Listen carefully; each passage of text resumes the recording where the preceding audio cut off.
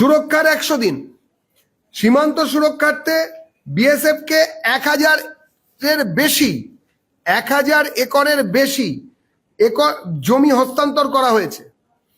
রাস্তায় রাস্তায় টহল দিচ্ছে দুর্গা সুরক্ষা স্কোয়াড এবং পিঙ্ক পেট্রোল। মহিলাদের ওপরে অত্যাচার।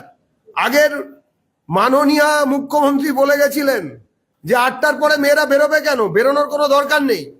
এখন 24 ঘন্টা পশ্চিমবঙ্গের মহিলাদের জন্য সুরক্ষা নীতি জারি আছে।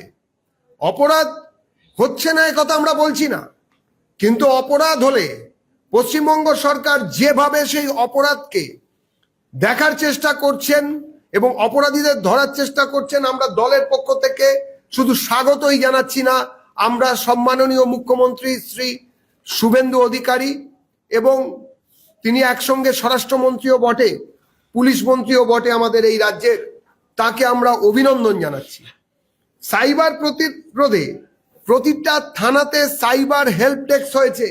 আগে বলা হতো সাইবার ক্রাইম থানাতে চলে যান, সারা জেলায় একটা সাইবার ক্রাইম থানা টিম করছে। সাব ডিভিশন, সব সাব ডিভিশনে এরকম ব্যবস্থা ছিল না। এখন প্রতিটা থানায় সাইবার হেল্প ডেস্ক করা হয়েছে। প্রতিটি সাব ডিভিশনে মহিলা পুলিশ স্টেশন, প্রতিটি থানায় নারী সহায়তা কেন্দ্র, এই ব্যবস্থা রাখা হয়েছে।